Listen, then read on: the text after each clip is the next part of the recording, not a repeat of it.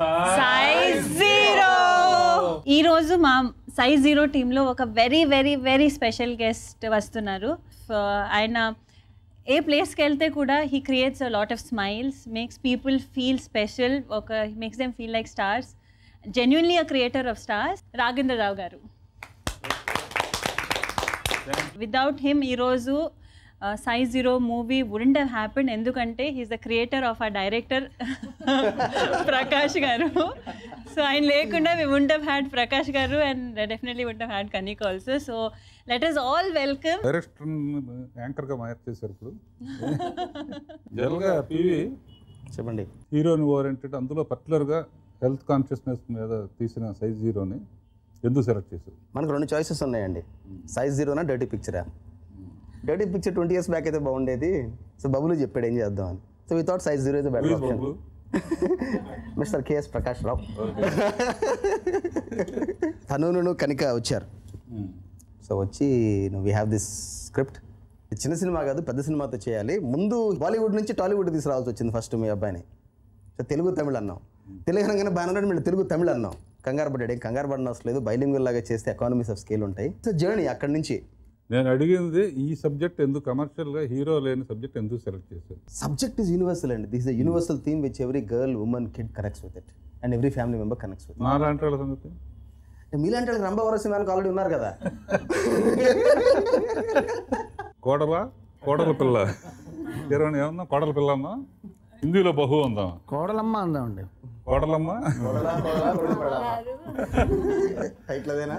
నా రోజుల్లో హెల్త్ కాన్షియస్గా కానీ లేకపోతే బ్యూటీ పార్లర్స్ కానీ ఇవన్నీ లేవు. ఈ 10K రన్ను 5K రన్ను ఇవన్నీ చూసిన తర్వాత నీకు ఇటువంటి స్టోరీ రాయాలని ఐడియా వచ్చిందా?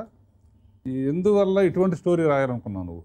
Actually, the germ of the story started from somebody very close. One of my cousins is a little overweight.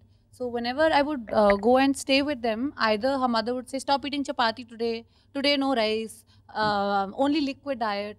Just 1 month, 2 months, you do this, find a husband, get married, then eat what you want.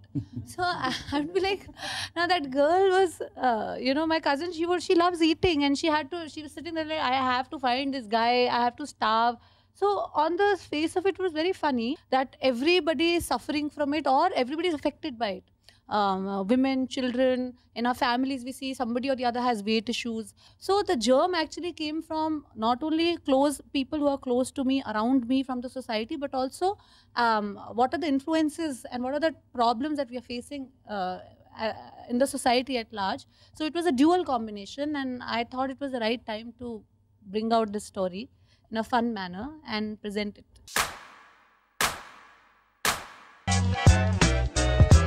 Anushka ఈ సినిమాలో చాలా లావుగా కనిపించాలి. Sweety సన్నబడింది, continuity miss అయింది.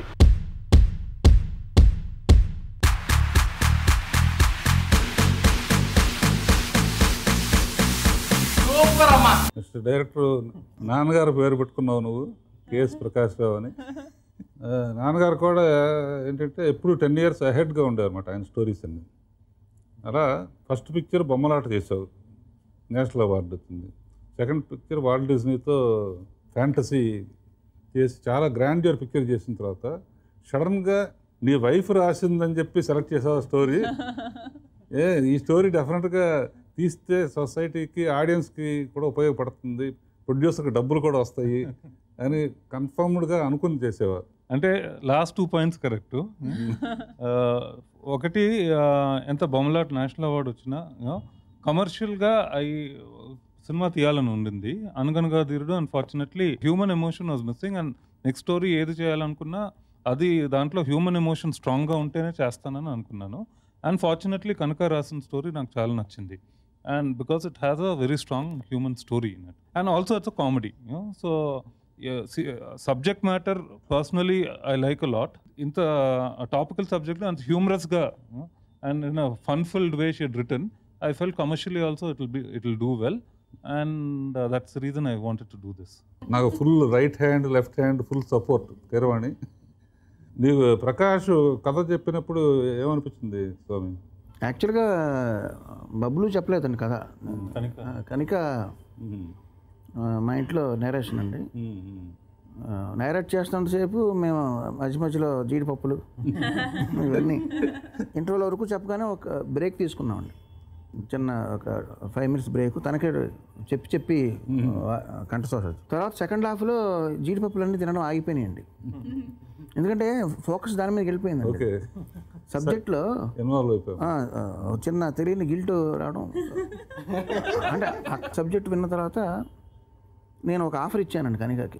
కనిక ఒక పని చేద్దాం, మనకు 6 పాటలు ఉన్నాయి, 6 పాటల్లో ఫస్ట్ సాంగ్ రికార్డింగ్కి నేను 98కి వస్తాను.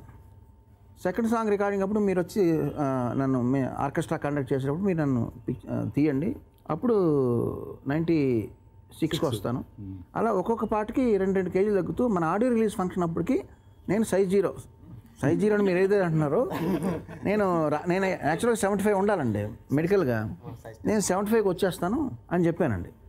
So I promise you. So తను చాలా ఆనందపడి ఇదేదో మనకు బాగా వర్కౌట్ అయ్యేలా ఉందండి అని మంచి స్వీట్లన్నీ తను స్పెషల్గా నా కోసం సెలెక్ట్ చేసి తీసుకొచ్చి తినిపించింది. ఇదే లాస్ట్ మీకు ఛాన్స్ అని. అక్కడి నుంచి ఏమైందంటే ఫస్ట్ సాంగ్ రికార్డింగ్కి 101 అయిందండి, సెకండ్ సాంగ్ 102, అలా పెరుగుతూ వెళ్ళిందండి. అది సంతోషమే సగం బలం అంటారు బబ్లు. అలాగా మనకు వర్క్ బాగా జరుగుతుందనే ఆనందంలో ఆడియో రిలీజ్ ఫంక్షన్ వచ్చేసరికి 105కి వచ్చానండి. కాకపోతే నేను కానీ తను కానీ ఇంకా ఆ టాపిక్ అక్కడితో క్లోజ్ అన్నమాట. స్వీటీ, నా బ్యాడ్ లక్, నీతో సినిమా ఇంకా చేయలేదు నేను, బట్ ఇంకా హోప్ ఉంది నాకు. ఫస్ట్ స్వీటీ నేను నాగార్జున దీంట్లో చూసినప్పుడే సౌత్ ఇండియాలో #1 ఆర్టిస్ట్ అవుతామని ఫస్ట్ చూడంగానే చెప్పాను నేను నాగార్జున గారు చూసినప్పుడు. గుర్తుంది కానీ అమ్మాయిని కొత్త అమ్మాయి వచ్చింది చూడండి డైరెక్టర్. అలాగే అరుంధతి కాడి నుంచి ఫస్ట్ పిక్చర్ కాడి నుంచి ఆల్ క్యారెక్టర్స్ రావటం అనేది, ఆల్ టైప్స్ ఒక్కదాన్ని చేసావు. అందరూ పర్టికులర్గా Baahubali, Rudramadevi, size zero, everything about you. I'm very happy for that. ఇప్పుడు కథ వినగానే ఇదేమో నా మీద సెటైర్ వేస్తున్నారా అది ఇది అని అనుకున్నావా, లేకపోతే you wanted to really? First PV గారు, వినయ్ గారు అందరూ ఫోన్ చేసి ఒక స్క్రిప్ట్ విన్నాను, చాలా బాగుంది, one of the best scripts నేను ఇప్పుడు రీసెంట్ పాస్ట్ వినిన్ స్క్రిప్ట్, చాలా బాగుందని చెప్పారు. సో ఆల్సో గాట్ ఎక్సైటెడ్ ఒక విందామని. అండ్ దెన్ అప్పుడు వెన్ ఐ రిమెంబర్ పెళ్ళి అయిన తర్వాత ఆల్మోస్ట్ 2 weeks అయింది అప్పుడే. అండ్ వచ్చి నేను నెరేట్ చేశారు. అండ్ వాళ్ళు చెప్తున్నప్పుడు నేను అప్పుడు నా మైండ్లో ఇప్పుడు నేను ఈ ఫిలిం చేస్తున్నాను అదేం థింక్ చేయలేదు, బట్ ఆ స్టోరీ వింటున్నప్పుడు ఐ ఫీల్ చాలా కనెక్ట్ అయ్యాను. Anushka and actually Sweety as a normal person కూడా తీసుకుంటే, అండ్ తర్వాత ఇండస్ట్రీలో వచ్చిన తర్వాత అనుష్కని కూడా తీసుకుంటే, I feel even actresses are not spared.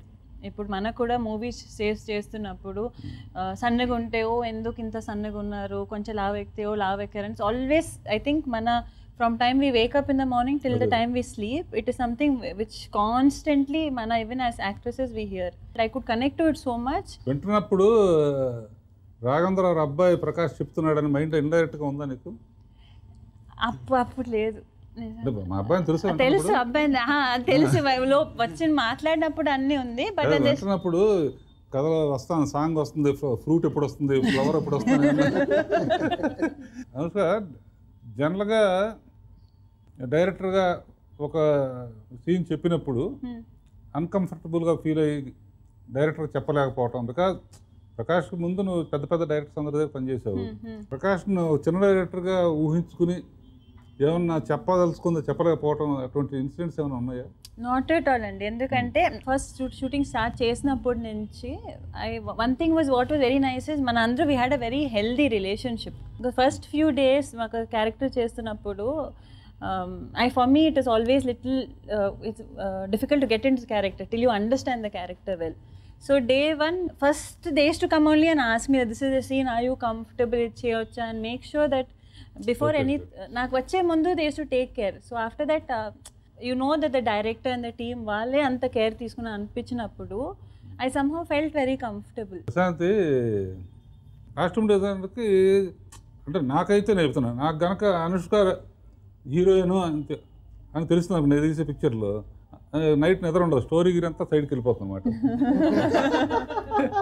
సైడ్కి వెళ్ళిపోయి అమ్మాయికి సాంగ్లో ఏ డ్రెస్ వేద్దాం, ఏ జ్యువెలరీ వేద్దాం, ఏం చేద్దాం, ఇవే వస్తాయి. మొత్తం హీరోలు గిరోలు అందరూ వెళ్ళిపోతారు అన్నమాట. Because I believe in glamour also, హీరోయిజంతో పాటు గ్లామర్ కూడా.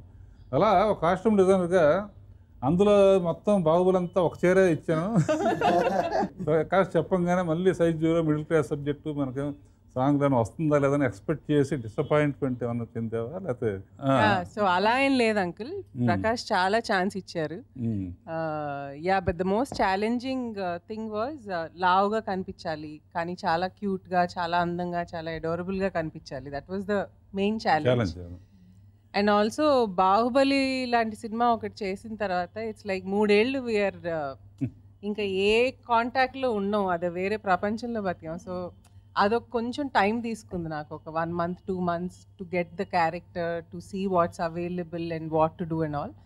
బట్ ఐ థింక్ ఒకసారి చేయటం మొదలు పెట్టిన తర్వాత ఫ్లోలో వెళ్ళిపోయింది. అండ్ ఓకే, సో నీకు వర్రీ ఏం లేదు చెప్పాలండి. బికాజ్ మన సాంగ్స్ అన్ని చేస్తున్నప్పుడు యూజువల్లీ ఏమవుతుంది, యూజ్యువలీ తీసుకొని వస్తాం and all that no, her own gold jewellery, her own diamond జ్యువెలరీని తీసుకొని వచ్చి she's to give it to me. And నాకు I always feel no scene చేస్తున్నప్పుడు డైమండ్ జ్యువెలరీ అని ఎలా వేసుకోవాలని I to be very scared.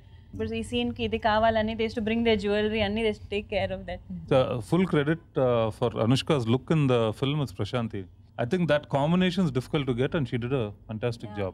ఒక్కో సాంగ్కి చాలా హింసించేవాడు కదా నేను, కొంచెం ట్యూన్స్. ఫస్ట్ సినిమా ఏదండి మీ ఇద్దరు చేసింది? అల్లరిమొగుడు. అల్లరిమొగుడు మన కాంబినేషన్లో ఫస్ట్ మూవీ కదండి. అలాగే బబ్బులు కాంబినేషన్లో ఫస్ట్ మూవీ సైజ్ 0 అండి. రెండింటికి ఒక కామన్ పాయింట్ ఉందండి.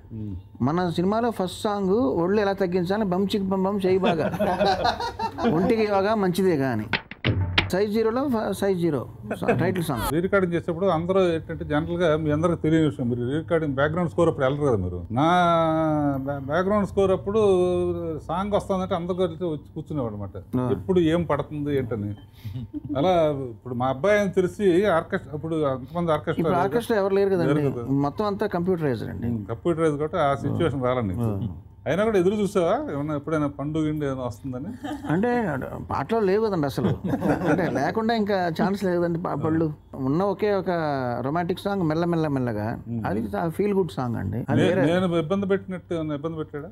ఇబ్బంది కాదు కానీ ఈ సినిమాలో హీరో హీరోయిన్లకి మధ్యలో లవ్ ఉంటుంది, వాళ్ళు ఎక్స్ప్రెస్ చేయలేరు, ఒక కెమిస్ట్రీ మెయింటైన్ అవుతుంటుందండి. స్విమ్మింగ్ పూల్ సీన్స్ అవే ఉన్నాయండి. వాళ్ళిద్దరి మధ్యన ఒక కెమిస్ట్రీ, అన్స్పోకెన్ కెమిస్ట్రీ ఏదో ఉంటుందండి. ఆ కెమిస్ట్రీకి మూలం నేను కనిపెట్టింది ఏంటంటే ఈ వీళ్ళిద్దరి మధ్య బబ్బులు కనిక. అది ఏం జరిగేదంటే రికార్డింగ్ కానీ రికార్డింగ్ కానీ మా దగ్గరికి వచ్చేటప్పుడు కనుక మూలం నిలబడి ఉంటుందండి గదిలో.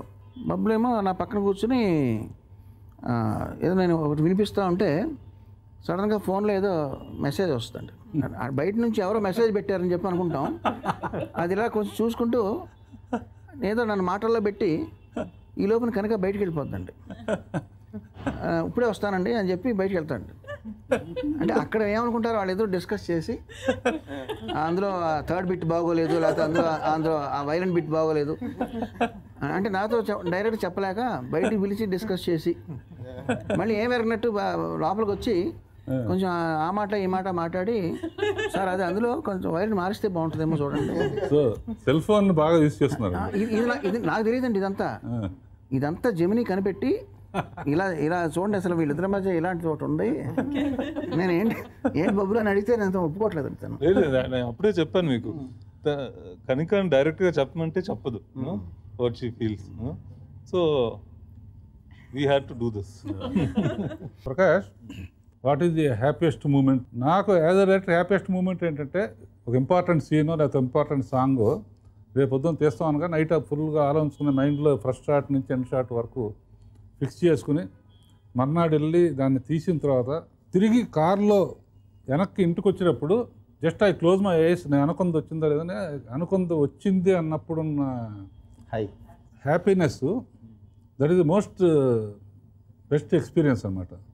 అలాంటిది ఈ పిక్చర్లో పలానా సాంగ్ అప్పుడు కానీ పలానా సీన్ అప్పుడు నీకు ఫ్యూ టైమ్స్ అలా అనిపించింది. But the most difficult point song నుంచి it goes into the interval. So అది చేసినప్పుడు ఐ మీన్ కంపోజింగ్ నుంచి అనుకున్నప్పుడే we know that it's a difficult thing to achieve after shooting. And then finally edit చేసిన తర్వాత I was very satisfied.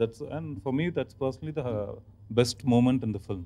Sweety సెట్కి వచ్చిన తర్వాత సీన్ చెప్తారు కదా, సీన్ చెప్పిన తర్వాత ఆల్మోస్ట్ సమ్ ఇంపార్టెంట్ సీన్స్ ముందే తెలుస్తుంది నీకు. బాగా చేశాను వాళ్ళ డైరెక్టర్ బాగా నచ్చిన.